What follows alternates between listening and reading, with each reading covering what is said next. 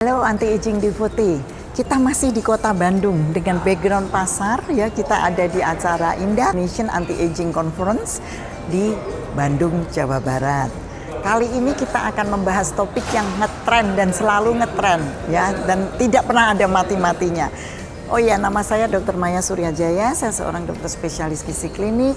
Untuk yang belum subscribe, silahkan subscribe karena kita akan membawa banyak topik untuk pengetahuan umum, untuk awam ya, karena saya juga memperdalami di bidang anti-aging dan estetik dan wellness juga regeneratif.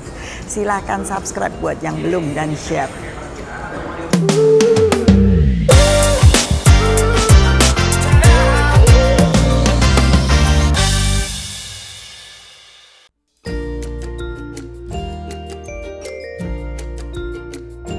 Mungkin buat yang belum tahu glutathione itu apa, saya terpaksa berbicara dengan bahasa yang sangat awam ya, karena ya disinilah letak permasalahan dan topiknya di situ. Biasanya kalau ibu-ibu yang suka pergi ke klinik kecantikan ya, itu biasanya dikenal dengan suntik putih. Nah, suntik putih ini zat yang dipakai adalah glutathione. Tapi apakah fungsinya hanya sebatas suntik putih saja? Tentunya tidak. Itu tadi yang disebut dengan glutathione.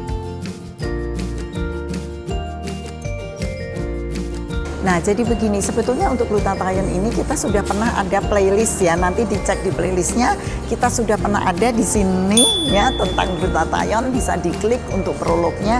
Ini adalah sambungan dari prolog yang sudah pernah dibuat 2 tahun yang lalu.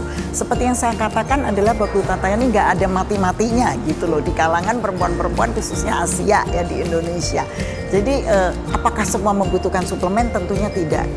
Ya, orang tidak semua membutuhkan suplemen, tetapi pada keadaan-keadaan tertentu di mana udara sekarang nggak karu-karuan, ya lagi thunderstorm, ya tentunya kita membutuhkan asupan suplemen tambahan. Nah, kalau bicara permanen tentunya tidak ya, karena setiap orang sudah mempunyai skin type-nya sendiri-sendiri. Di dunia kedokteran ada yang namanya Fitzpatrick skin type ya. Nah, Fitzpatricknya kalau misalnya aslinya 4 atau 5 ya, atau bahkan 6, tentunya tidak bisa untuk menjadi permanen. Semua ini hanyalah temporary saja, dan ini hanya dari segi estetik kosmetik melulu ya. Tapi yang perlu diingat adalah, makanya saya mengingatkan untuk mengklik glutathione yang sebelumnya, adalah glutathione itu jauh lebih kaya. Tadi disebut master antioxidants ya, jauh lebih hebat daripada hanya sekedar ingin putih atau ingin glowing.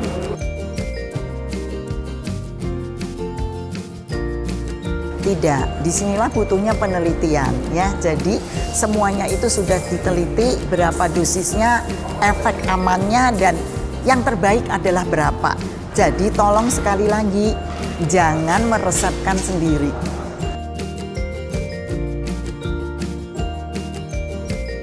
Jadi sebetulnya infus glutathione itu tidak resmi didukung oleh Board of Medicine dimanapun, ya, apalagi di Filipina. Di Indonesia tentu tidak, ya. Jadi karena indikasinya beda, kita memang boleh memberikan infus glutathione, tapi untuk indikasi kedokteran yang jauh lebih rumit, ya. Tapi hanya untuk whitening, glowing, ya. Itu tentunya tidak diperlukan sampai segitunya. Kenapa orang kok pada memberikan infus? Adalah sebetulnya karena pemberian secara oral dari mulut itu tidak terlalu terserap dan tidak terlalu bagus efeknya. Itu tadinya. Ya, tetapi kita lihat perkembangan di dunia kedokteran, di dunia manapun selalu berkembang sains ini. Ya, dengan perkembangan yang baru, tentu hal-hal ini dapat lebih dihindarkan.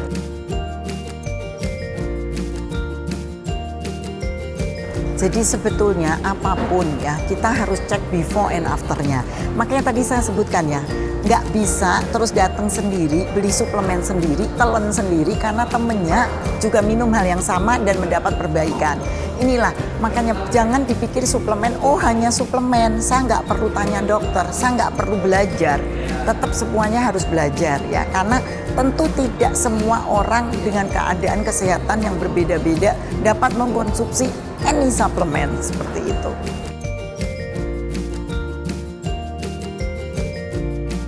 Jadi tentunya Tergantung sekali lagi dengan jenis glutathione dan dosisnya.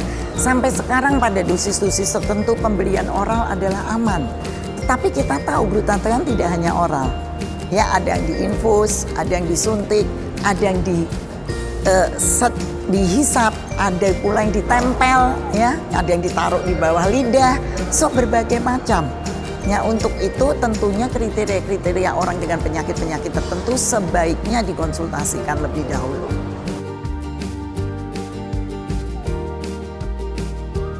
Jadi kata mencoba itu sebetulnya juga jangan ya, karena kita memberikan itu sesuai indikasi. Apakah dia ada indikasi? Misalnya fase-fase detox dia terlalu cepat atau terlalu pelan, atau tidak terjadi detox fase 1 dan fase 2 dengan semestinya, atau dia ada kelainan imunitas, ya. Jadi kalau mencoba saya bilang jangan mencoba, ya kita nggak coba-coba. Jadi harus memang dikonsumsi sesuai dengan indikasi dan sesuai dengan target dan di bawah pengawasan ahli. Ya mungkin kita belum bahas tadi ya sedikit tentang bahwa ada bentuk glutathione secara oral yang sekarang penyerapannya lebih bagus. Ya, itu yang namanya S-asetilglutathione ya. Dan apapun itu bagaimana nanti bisa untuk nextnya.